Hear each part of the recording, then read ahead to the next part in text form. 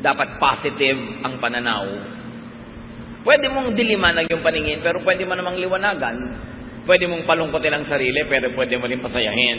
Pwede mong pahinain ang iyong loob, at pwede mo rin palakasin. Nasa sayo. A positive, believing worldview strengthens people.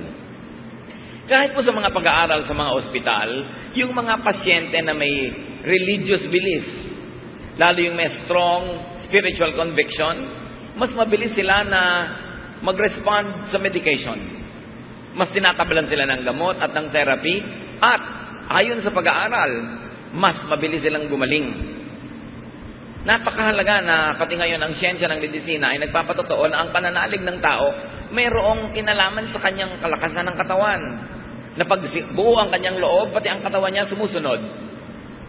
But negative worldviews weaken people. Yung taong laging negative, lagi ang iniisip ay yung masama, yung marumi, yung mahirap, humihina pati ang resistensya ng kanyang katawan at mas dumadali na dapuan siya ng sakit. Psalm 121, 1-2, I look to the hills. Where will I find help? It will come from the Lord who created the heavens and the earth. Itong verse na to, pwedeng maraming kahulugan, yung hill. Hill could mean mountain, could mean problem. Hill could mean kumukulong sa'yo, nakapaligid ng mga burol na mahirap akyatin, mahirap lampasan. But from the same hills can come the help of the Lord. So the same trouble that comes to you could be the source of your salvation. The same difficulty could be the source of your strength. The same problem could carry it with its own solution. At tatandaan natin mga kapatid, lahat ng problema may solusyon. Bakit? Kasi pag walang solusyon, hindi yun problema. At pag hindi problema, di huwag problemahin, tanggapin, mahalaga positive ang iyong pananaw. Romans 8:28, we know that God is always at work for the good of everyone who loves Him. Pag ito dinibdib natin, na ang Panginoon ay laging gumagawa sa ikabubuti ng mga nagmamahal sa Kanya, kahit kuminsan sa biglang tingin, ay parang hindi maganda yung nangyayari sa buhay. O kahit tagalan mo pa yung tingin, titigan mo, suriin mo, parang mahirap talaga yung nangyayari. Pero kung ikaw ay umiibig sa Panginoon, may paghuhugutan ka ng lakas. Dahil sabi, pag umiibig ka sa Panginoon, lahat ng pinapayagan niya mangyari sa buhay mo ay sa ikabubuti mo. Hindi lang lagi, malinaw na ikabubuti mo yon. Pero kung may pananalig ka, malalampasan ang paningin mong physical, yung nakikita mong parang hindi maganda. At kahit wala kang pruweba sa iyong isip, sa pananalig mo, napapatunayan mong ikabubuti mo yon, doon pa lang, lalakas ka na, gagaling ka na, o malalampasan mo yung oras ng hirap. Follow people who model strength. Maraming mga tao sa paligid natin na pwedeng gawing huwaran. Ang gagawin yung huwaran sa buhay, yung mga matatatag ang loob. Yung buo ang loob, yung matatapang. Huwag yung mahihina. Pagka ang ating ginawang idolo sa buhay, huwaran, yung mahihina, walang ginawang pangharap sa problema kundi iyak, walang mangyayari sa'yo. Pero kung ang titingnan mo, yung mga strong characters, actually, sila yung madalas panalo. In fact, sa mga soap opera, sa mga drama-dramang kinawiwilihan ng marami, yung mga kontrabida nga ang laging enjoy sa buhay. Sila tong kitatatag ng loob, kititigas ng mga sikmura, pero sila ang nananalo, nakukuha nila yung pera, nakukuha nila yung boyfriend o girlfriend, nakukuha nila yung mana. Ang totoo niyan, sa huling episode lang naman sila biglang masusunog o kakainin ng lupa o kaya ay kakagatin ng napakaraming langgam. Pero 55 weeks sa kanilang serye, siya ang panalo. Tapos ang lagi nating iniidolo, yung iyak ng iyak, yung laging talo, yung laging api, yung laging kawawa. Kaya ganun tuloy nangyayari sa buhay ng mga manonood. Dapat tibayan ang loob. At huwag kayong tumanggap ng advice, ng example na hindi nakakabuti kahit mukhang kawawa siya. Hindi mabuti sa tao yung kawawa. Hindi mabuti yung nagpapakawawa. Huwag kang mang-api, pero huwag ka rin pa-api. Psalm 1, 1-2, God blesses those people who refuse evil advice and won't follow sinners or join in sneering at God. Instead, the law of the Lord makes them happy, and they think about it day and night. Yung advice, kahit hindi sabihin ng bibig, pero yung example ng mga laging api, laging kawawa, laging mahina ang loob, hindi magandang advice yun. Talo ka dun. Dapat ang tao matibay. Pinatitibay ng karanasan, pinatitibay ng kung sino ang tinititigan at tinutularan. How else do you become strong? Get and have supporters. Sabi nga nila, no man is an island. Hindi naman natin kayang pasanin lahat ng pasanin, lutasin ang lahat ng problema kung nag-iisa tayo. Totoo, kung maraming tao sa paligid mo, nadadamay ka sa problema nila. Pero nadadamay ka lang naman hanggang papayagan mo at hanggang kaya mo. Hindi ka naman kayang ubusin ng problema nila kung hindi ka papayag. Yung iba umiiwas makipagkaibigan, makipag-close friendships kasi ayaw nilang madamay sa mga utang, mga problema ng iba. Pero tandaan nyo, sa inyo naman problema, sa inyong pangangailangan, sa kahit paminsan-minsan lang pero dumadating na oras ng kahinaan, kagipitan, napakahalaga that you have a support system. Napakahalaga na may mga tao sa paligid natin na nagsusuporta sa atin. Pero siyempre, susuportahan ka lang naman kung supportive ka rin sa kanila. Kaya willing ka dapat to invest in human relationships. Yung human relationships, kuminsan abala yan eh. Abalang makipagkwentuhan, abalang makalagkad at mayaya doon, pumunta sa mga event niya na hindi ka laging interesado. Pero isipin mo na rin na sa ikabubuti mo rin yon.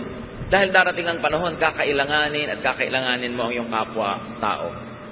Ecclesiastes 4:9-12, you are better off to have a friend than to be all alone. Because then you will get more enjoyment out of what you earn. If you fall, your friend can help you up. But if you fall without having a friend nearby, you are really in trouble. If you sleep alone, you won't have anyone to keep you warm on a cold night. Someone might be able to beat up one of you, but not both of you. As the saying goes, a rope made from 3 strands of cord is hard to break. Malinaw naman ang mensahe nitong Ecclesiastes.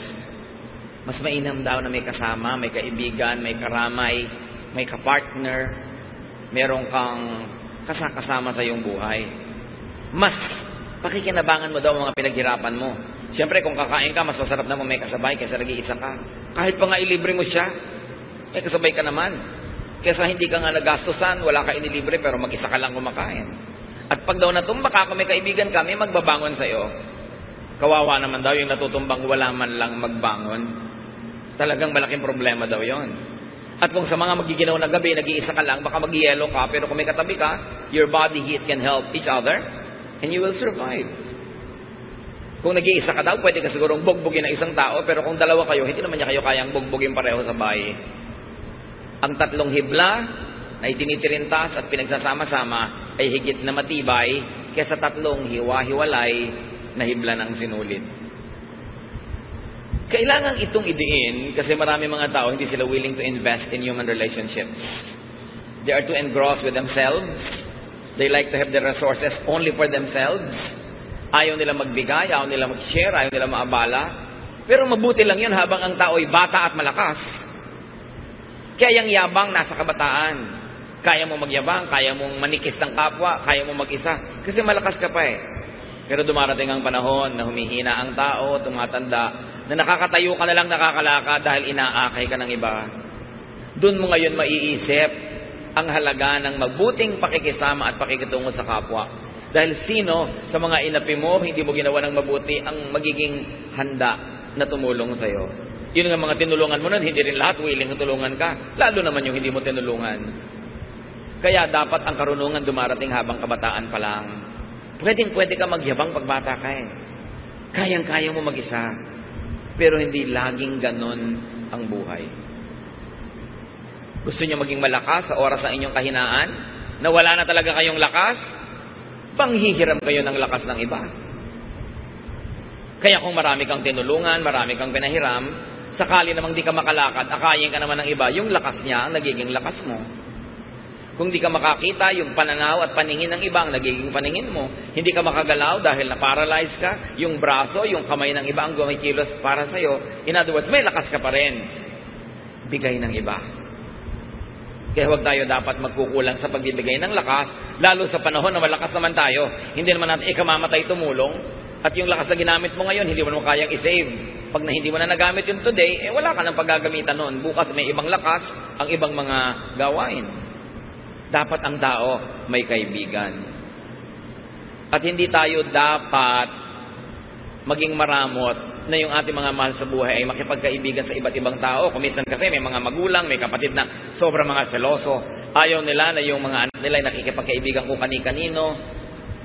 Sabi na tayo na lang ang magtulungan dito. Pero yung magulang hindi naman lagi nandyan. Tumatanda, binabawi ang buhay. Sino ngayon ang kasama ng inyong mga anak o apo? Kuminsan mayroong mga sobrang conservative na mga pamilya. Ayaw na maipaligawan ng kanilang mga anak. Ayaw magkaroon ng boyfriend. Hanggang nagtandaan na, wala tuloy mga partner sa buhay. O pag natanda noon, sinong kasama?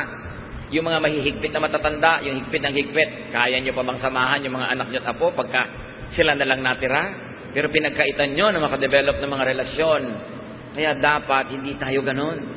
Hayaan natin na yung mga tao makadevelop ng mga kasama nila. Hindi naman natin masasamahan habang panahon. Pero darating ang panahon na kailangan nila ng kasama.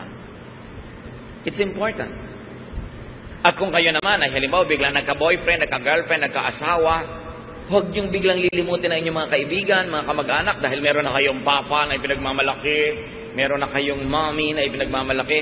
Kasi kuminsan, pag dumating ang panahon na nagkagalit kayo at naghiwalay, eto mga kaibigan mo na naman ang karamay mo sa buhay. Mga papa and mama, they come and go, but friends remain. That's why don't commit the mistake of neglecting your friends just because you have a lover, a partner, a spouse. Darating ang panahon, maaalala mo sila, lalo kung bigla kang iniwan ni lover. Be wise. Proverbs 17:17, a friend loves at all times, and a brother is born for a time of adversity. At sabi sa Proverbs 17:17 din, sa ibang version, a friend is always a friend, and relatives are born to share our troubles. So ang mga kaibigan natin, ang mga kamag-anak ay talagang nandyan para makihati sa ating mga problema. Ang dapat magsasabi nun yung tumutulong, hindi yung nagpapatulong na parang duty tuloy ng iba na tulungan ka dahil sabi ng verse. Pero ang nagsasabi nun, tutulungan kita. Gusto kitang tulungan, sabi ng verse, kaya kami kamag-anak, kaya kami kaibigan para tumulong. Pero huwag nyo masasabi sa kamag-anak nyo, hoy, kamag-anak kita, therefore duty mong tulungan ako. Nawawalan ng motivation ang tutulong pag ganon. Mga kapatid, may isa pang napakahalaga para ang tao maging malakas. Sa paghanap ng mga problema, kasakitan, mga suliranin, earn and save money. Dapat kanta ka ng money, money, money. Dahil talagang mahalaga ang pera. Kung hindi pera o dagdag sa pera, dapat meron ka insurance. Meron kang pension pagtanda mo. Kaya yung mga tao sinasabihan natin, oy, magbayad kayo ng SSS payments nyo para pagtanda nyo meron kayong pension. Tapos sabi, magkano na yun? 6,000 a month. Aba, pag wala kang kapera-pera, malaki na yung 6,000. At kung walang magpalibing sa'yo, at least bigyan ka man lang ng SSS ng kabaong na styrofoam. O lawanit na may pakumbakya. Ano naman kung nalalaglag ka pag binuhat yung ataol, at least meron. Kesa wala. Katulad ng mga citizens sa ibang bansa, halimbawa sa Amerika, ang pension mo, pag nag-60 ka, depende kung magkano taxes ang binayad mo at ikinontribute mo sa iyong social fund habang nagtatrabaho ka. Yung iba nagpapalusot, hindi sila nagbabayad ng tax, puro under the table, hindi sila nagko-contribute sa mga social fund, hindi sila kumukuha ng insurance. Akala nila ngayon, mas marami silang perang ginagasta. Yes, habang malakas ka, marami kang perang ginagasta. Pero kung wala ka ng mga insurances na yan at pension plan, pag tumanda ka at kailangan mo na ng pera at hindi ka na makakapagtrabaho, doon ka ngayon walang pera. Iba ang lakas ng loob pag may pera sa bulsa. Ecclesiastes 7:12, money is a shelter. Totoo yun. Huwag kayong magbanal-banala na parang walang kwenta ang pera. Sabi sa Bible, Ecclesiastes 10:19, money is the answer for everything. Siyempre, figure of speech yun. Pero ibig sabihin lang nun, money is a solution to many, many things in life. Kaya dapat ang tao, habang kaya, malakas, kumita mag-save, mag-invest. Get a pension plan, get an insurance with a reputable company kasi kakailanganin mo yan. Hindi ka laging pwede magyabang na kaya ko. Hindi tayo sure. Iba na yung merong itinabi. Tulad ng babae sa Proverbs 31:25, dahil siya masipag, marunong mag-invest, marunong magtrabaho, sabi, she who has money is strong and graceful as well as cheerful about the future. Sabi ng ibang version, she is clothed with strength and dignity. She can laugh at the days to come. Why can a person laugh at the days to come? Pag may pera siya. Pag magpapa-hospital siya, hindi siya nag-aalala. Pagtatawanan lang niya yung hospital. May pera ako. Sige, i-confine ninyo ako sa magandang kwarto. Pero pag wala kang pera, pwede ba dito na lang ako sa koridor? Diba? Pwede ba dito na lang ako sa labas ng ospital? O kaya hindi ka pagaling, ilabas yun ako. Mamamatay ako sa presyo. Kung may pera ka, di magpapagamot ka ngayon. Although namamatay ka rin naman kung may pera ka, pero nang mamamatay ka, nakangiti. Importante niyan, make and keep receiving material blessings by giving. Isang sikreto, na hindi naman dapat sikreto kasi sinasabi naman sa Biblia ito, para makatiyak ka na lagi kang tatanggap sa Panginoon, dapat pala bigay ka sa gawain ng Panginoon at sa mga taong nangangailangan. Proverbs 3:9, honor the Lord by giving Him your money. Malinaw na malinaw. At sa Malakay 3:10-11, walang kamatayang katuruan. I am the Lord all-powerful, and I challenge you to put me to the test. Bring the entire 10% into the storehouse so that there will be food in my house. Then I will open the windows of heaven and flood you with blessing after blessing. I will also stop locusts from destroying your crops and keeping your vineyards from producing. Ang Diyos nanghahamon. Sabi niya, hinahamon ko kayo. Subukan niyo ako. Huwag kayong mandaya sa inyong mga tithes. Pag hindi ko binuksan ng mga bintana ng langit at pinabaha sa buhay niyo ang walang katapusang blessing. At hindi lang yon, pipigilin ko ang mga salot na kulisap sa paninira ng inyong mga tanim.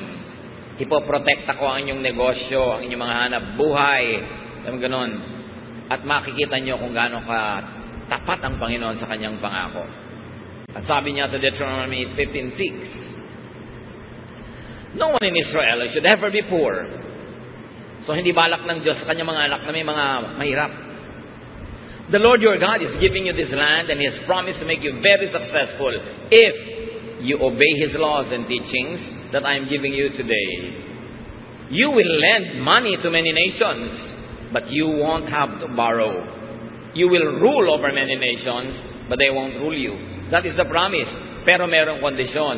Kung susunod ka sa kanyang mga utos, hindi nyo mararanasang mangutang, kayo ang magpapautang. Hindi nyo mararanasang mangamuhan, kayo ang magiging amo. Pero may kondisyon. Maging tapat tayo sa Panginoon, maging generous. Alam niya kung paano magsukli sa ating buhay. Isa yan na hindi natin naaalala na madalas, na isang napakalaking insurance, savings account, yung ikaw ay giver. Ikaw ay generous even to people that are not close to you but who are needy. Bawat bigay mo sa nangangailangan, bawat bigay mo sa gawain ng Panginoon, ang Panginoon ang magsusukli. At sa palagay nyo kaya, papayag ang Panginoon na may utang siya sa inyo? Oras na ikaw ay nagbigay, lalo kanyang bibigyan kasi hindi naman pwedeng mas marami ka pa ibinigay sa kanya, siya ang Diyos. Maraming tao na ang nakadiskubre nito. Merong hindi pa rin madiskubre kasi ayaw subukan. Pero yan talaga ang secret of a very abundant life, to be generous. How else do you become strong? Practice facing and handling hardship. Kung lalaban ka ng contest, dapat may practice. Kay athletic o artistic contest dyan, o dance contest, o singing contest, may practice. Kung lalaban ka sa mga hirap ng buhay, dapat din may practice. Kahit bata pa ang tao, lalo't bata pa nga, mas dapat turuan na humarap sa mga problema. Parents, let us not overprotect our children. May mga assignments sa school, hayaan nyo sila gumawa, huwag nyo igawa para lang tumaas ang grade. Hindi naman sila yung gumawa, dumali ang buhay nila. Sa palagay nyo, anong naituro nun sa kanila na karakter? Wala. Aasa sa inyo. Kaya 50 years old na, umaasa pa sa inyo. Kasi sinanay nyo. Don't do everything for them. At habang maaari, sana nga, kahit kaya nyong paligiran sila ng mga mag-a-assist sa kanila, give them household chores. At kahit napakarami yung pera, hayaan nyo silang matuto magtipid. Huwag silang palanguyin sa pera. Kasi mahirap na masanay sa buhay na sobrang maginhawa, madali, maluho. Kasi hindi naman ganoon ang totoong buhay. At hindi naman kayo laging nandyan para sila bigyan nun. At nandyan naman kayo, hindi naman tayo sure na lagi kayong may ibibigay. James 1:2-4, my friends, be glad even if you have a lot of trouble. You know that you learn to endure by having your faith tested. But you must learn to endure everything so that you will be completely mature and not lacking in anything. Pagtiisan daw ang dapat pagtiisan. Pagtiyagaan ang dapat pagtiyagaan para kayo lumago. Walang kulang sa inyong pagkatao, sanay kayo na bumata ng hirap. And as we have said, it's better to practice early. Kaya sabi ni Balagtas sa Florante at Laura, pag-ibig anak ko yaking nakilala, di dapat palakihin ang bata sa saya. At sa katuwaan kapag namihasa, paglaki walang hihinting ginhawa. Para ng halamang lumaki sa tubig, dahoy nalalanta, munting di madilig. Ikinaluluoy ang sandaling init, gayon din ang pusong sa tuway maniig. Kaya sabi niya, ang laki sa layaw, karaniway hubad, sa bait at muni, sa hatol ay salat. Masaklap ang bunga ng maling paglingap, habag ng magulang sa irog na anak. Pag inispoil mo ang bata, ano mangyayari? Weakling, mahina, walang buto, mahina ang sikmura, mahina ang loob. Kailangan mabuhay ka forever para mo siya samahan. Kaya kailangan turuan ng practice. Sabi sa Proverbs 22:6, teach your children right from wrong. And when they are grown, they will still do right. Train agad ang mga bata. How else they become strong? Do not overly depend on others. Lahat ng tao, binigyan ng Diyos ng lakas. Huwag kang laging manghiram ng lakas ng iba. Huwag kang laging umasa, sumandal. Dapat gamitin mo at pagpraktisan mong gamitin ang iyong sariling lakas. Why? Because dependence means weakness. Habang umaasa ka, mahina ka. What happens when you are financially dependent, emotionally dependent, functionally dependent? You are weak. May mga asawa na binubugbog, pinagtataksilan, halos ay lapastanganin na lang ng husband, hindi makahiwa-hiwalay, hindi makabuo ng sariling buhay. Bakit? Walang hanap buhay. Walang sariling income, walang pera, walang savings. Kaya nilululo na lang ang lahat, pinagtitsagaan ang lahat. Pero kung may pera lang yun, matagal nang nawala. You see, iba yung may pera. Kaya pag may mga magpapakasal, lalo mga babae na mukhang palikero pa, mapapangasawa, ang advice mo agad, iha, magtrabaho ka. Gusto po niya, full-time housewife lang ako. Full-time housewife, pagkatapos kahit anong iba to sa mukha mo, tatanggapin mo dahil wala kang pera. Kailangan may pera ka. O kaya kung siya ang nagtatrabaho, nasa pangalan mo savings. Para meron ka maipagmalaki. Hindi yung kawawang-kawawa ka dahil isusumbat pa sa'yo. Kita ko lahat yan, pera ko lahat yan. Diba? Pagka ginawa sa'yo ng husband mo yun, singilin mo dyan ang lahat ng serbisyo mo. Security guard ka ng bahay, plumber ka ng mga gripo ninyo, diba? Nurse ka ng mga anak, taga-sundo ng mga anak, cook ka ng mga pagkain, labandera ka, at whore ka pa sa kanya. Doon ka malaki sumingil. Diba? Laki mo singil. Para hindi akala niya siya lang ang may kita. Pag binayaran nga ang housewife sa bahay, kulang pa yung sweldo ng husband eh. Kapag yabang-yabang pa, kape! Sino pumapalakpak dyan sa likod? Diba? Siguro binubusan nila ng kape yung humihingi. Marami namang husbands, mababait ha? Pero kung minsan, pagka biglang nahumaling kung kanino, nawawala ang bait. Kaya dapat secure kayo, meron kayong sariling income, itaktak nyo sa utak nyo yan. Hindi naman ibig sabihin na may income kayo, ilalayo kayo o hihiwalay, pero mabuti na yung meron kayong choice. Hindi kayo overly dependent. 1 Thessalonians 4:11-12, live in a way that you won't have to depend on anyone. Ganon din naman yung mga magulang Minsan sayang lang, medyo huli na sa iba, pero habang maaga pa, secure yourself. Huwag kayong umasa sa iaabot-abot lang ng mga anak nyo in the future. Dahil kung minsan, ang dalang ng abot. Ang konti. No? Napa-hospital ka ng 7 araw, bibigyan ng pambili ng medical. O eto po, pandagdag. Pandagdag! Ang liit naman yan para ipangdagdag. Pero paano kung umaasa na lang kayo dahil wala kayong isinubi? Be strong. Do not overlove or overneed anyone. Love mo, yes, but do not overly love. Kaya nga sabi ni Lord, unahin mo siyang mahalin kahit hindi iba. Yung world, hindi laging masama, but anything that is really permanent. Sabi sa 1 John 2:15, do not love the world or anything that belongs to the world. If you love the world, you cannot love the Father. Yung nagmamahal, ilagay niyo sa lugar. Pag sobra kayo nagmahal, talo kayo. Di lang kayo maalala. Wala na kayo sa sarili. May mga tao nakatitig sa cellphone nila Talaga nakatitig. Abang ng abang na may dumating na text.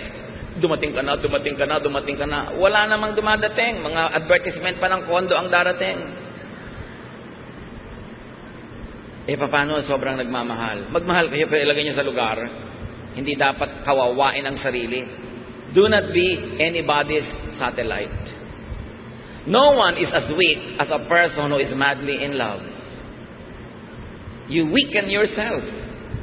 Nilululo ng katwiran, nilululo ng pinag-aralan, nilululo ng lahat-lahat. Bago lang matauhan, na-damage na siya. Kaya dapat may ititira ka sa sarili mo.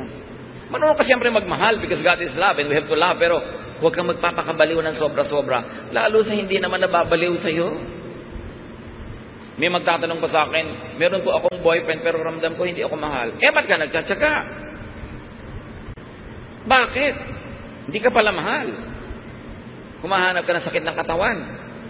So kailangan magpakatalino ang tao. We were created by God to be healthily independent. Kaya kahit may kakambal ka, pinapanganak ka mag-isa. Mamamatay ka mag-isa. Haharap ka sa Diyos mag-isa. Ibig sabihin, kaya mong harapin ang maraming bagay sa buhay kahit walang kasama. Although, mas masarap kung may kasama. Pero huwag kang magpapadaya sa kasinungalingan na kung wala kang kasama, hindi ka na mabubuhay. Yun ay isang kasinungalingan. Napaka-importante kahit nga sa ina. Ang unang-unang nangyayari sa bata pag ipapanganak, malalagot ang pusod. It's a declaration of progressive independence. At dapat yun, suportahan ng magulang at ng lahat na maging independent yung bata habang tumatagal. Psalm 146, 3-4, you can't depend on anyone. Not even a great leader. Once they die and are buried, that will be the end of all their plans. Sabi, hindi ka pwedeng umasa sa iba kahit magaling pang tao yan. Dahil pag namatay yan, paano ka? Maasa ka. Dependent ka. Mga kapatid, maraming paraan, pero isa na lang ang ating pag-usapan ngayon. Choose to be strong. Laging may choice. It's a choice. It's your choice. Pagka kayo may diabetes, may pagkain dyan na matamis ang sarap, it's your choice.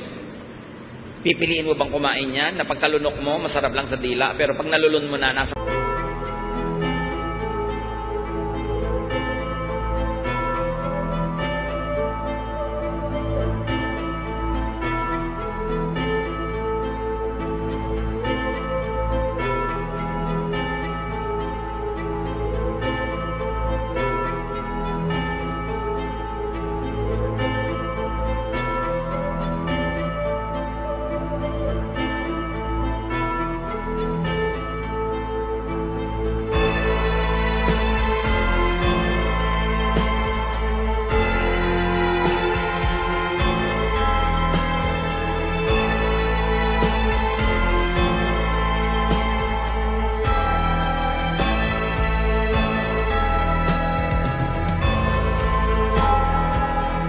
katawan mo na yung lasa?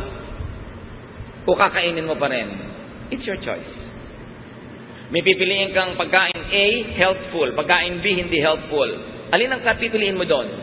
It's your choice. Ganon din. May problema ka. Pwede kang maging manghina, himatayin, manlumo. Pwede ka pa nga magpakamatay. May gumagawa pa nun. Pero ba't naman yun ang pipiliin mo? It's your choice. Choose to be strong. Iniwan ka ng asawa mo. So, gusto mong mamatay dahil lungkot na lungkot ka na, daya ka at saka dependent ka pa. So, no, I choose to be strong. I will not be a loser. Meron kang sakit, malalang sakit. Pwede ka maawa sa sarili, pwede ka magmukmok, but you can choose to be strong. I will choose to be strong. I will maximize whatever is left of my life. I will do whatever my health allows me to do. I'll choose to be strong. I'll choose to be victorious. I'll choose to be cheerful. Although I can choose to be sad. But why will I choose to be sad? Meron kayong namimiss, ang lungkot-lungkot nyo, magkahiwalay kayo. You can choose to be alone in a room and be sad. And you can choose to go out and amuse yourself. Do something to forget it. It's your choice. Pinipili natin kung magiging mahina tayo o malakas. 2 Corinthians 4, 8 to 9. We often suffer, but we are never crushed. Even when we don't know what to do, we never give up. In times of trouble, God is with us. And when we are knocked down, we get up again. Natumba ako, yes, pero hindi ako papayagan na tapakan ako ng lahat ng dumadaan. Tatayo ako uli. Nadaya ako, yes, pero may buhay pa ako, babawi pa ako. Hindi ako magmumukmok sa buhay. 2 Corinthians 4, 16 to 17, we never give up. Our bodies are gradually dying, but we ourselves are being made stronger each day. These little troubles that are getting us ready for an eternal glory that will make all our troubles seem like nothing. Ganon, hindi tayo susuko.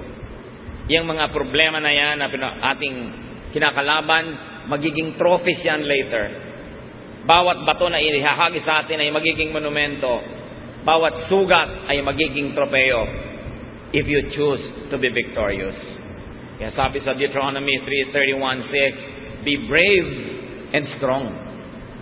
And the Lord Jesus echoes that, have peace, do not be afraid. Pag nangihina kayo mga kapatid, pinipili nyo lang yun. But sometimes hindi tayo aware. Hindi tayo aware, ipinapakain natin yung ating lakas sa mga negative forces. Joshua 1:9, I've commanded you to be strong and brave. Don't ever be afraid and discouraged. I am the Lord your God, and I will be there to help you wherever you go. God's people are strong and brave, not weak and afraid. Hindi ganun. Diyan ka ng tao, lakasan ng loob. 1 Corinthians 16:13, keep alert, be firm in your faith, stay brave and strong. Wala kayong kaharap ngayon o haharaping problema na hindi na nakaharap ng mga tao noong unang panahon pa. Walang bago sa mundo. Walang bagong problema ang hindi pa nadinig ng Diyos na idinaing sa Kanya ng mga tao. Walang bago. Therefore, lahat yan may katapat na. Lahat ng kahinaan ay may katapat na lakas. Ang lahat ng tanong ay may katapat na sagot. Pusali man ay may katapat na langit, sabi nga ng matatanda. So huwag tayong lagi na lang mag-awa-awa sa sarili. Huwag laging magpaawa sa kapwa. Kumusta ka? Ito, kawawa naman ako. Eto, mahina ako. Eto, may sakit ako. Ang dami mo na mapipili ibalita.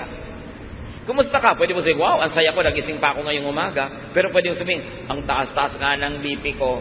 It's your choice. Anong gusto mong topic? Pero mga kapatid, ang laging gusto nyong topic ay yung kayo mahina, kayo kawawa, kayo walang pera. Mapapansin nyo, pakonti ng pakonti ang gusto makipag-usap sa inyo. Sino naman ang gusto makipag-usap sa laging daing ng daing? Yung kausap nyo, marami ring dapat idaing, pero hindi lang niya idinadaing. May problema siyang dala-dala, tapos itatambak nyo sa kanya yung problema nyo. Dinadoble yung dala niya para lang gumaan ng pakiramdam nyo. Sa palagay nyo, tatagal lang kayong kausapin ng kapwa. Choose to be cheerful. Hindi laging dumadaing. Lahat tayo may dalang problema. Lahat tayo mayroong difficulties, may kanya-kanyang lungkot, may kanya-kanyang hirap, kanya-kanyang takot. Pero bakit mo kailangang isiwalat at itambak sa kapwa mo yun lagi? Kakadalaan ka lang, pagsasawaan, lalong mawawala ng tutulong sa'yo. Pero pag strong ka, you attract people to be near you. And when people are near you, you get helped, even without asking for it. And you can help other people also. Life really could be full of hardship and trouble, but we are not without a helper. John 16:33, Jesus speaks. I have told you this, so that you might have peace in your hearts because of me. While you are in the world, you will have to suffer. But cheer up, I have defeated the world. Sabi ni Lord, walang bago sa mga sinusumbong mo. Kasama ng buhay yan. May pagdurusa, may paghihirap. Pero huwag kang mahinaan ng loob. Lakasan mo ang loob mo kasi nagapi ko na ang lahat ng yan. Napagtagumpayan ko na yan. Stay with me because I am with you. The Lord is victorious over suffering. Seek the Lord. Sa Kanya tayo lalapit. Take shelter in the Lord. Receive strength from the Lord, from others, and even from within yourself. At napakahalaga mga kapatid, because we are cognizant that many people are suffering, strengthen others. Kahit kayo may dala, may hirap, mayroong mas malala ang kalagayan sa inyo, mag-minister pa rin tayo, maglingkod, strengthen them. And do not make people weak by solving all their problems for them, by making them over-dependent on you, because that, in the long run, will not be helpful. We are full of troubles, but we are not without help. God is our present, ever-present help in times of trouble. Don't you ever forget that. Panginoon, salamat dahil kayo ang aming pwedeng takbuhan, lapitan, at higit pa sa sapat ang pwede nyo ibigay na pagpapala sa amin. Lahat ng mga tao, Panginoon, ay may kanya-kanyang dala, problema, takot, pangangailangan. Ang ituro nyo sa amin, kayo ang solusyon sa mga ito. At meron din kami sa aming personal at practical na buhay na pwedeng gawin para pagaanin ng mga suliranin at palakasin namin mga sarili. Patuloy nyo kaming paalalahanan ng mga katotohanan ito nang huwag kaming madaya ng hirap para kami manghina at para kami, Panginoon, sumuko.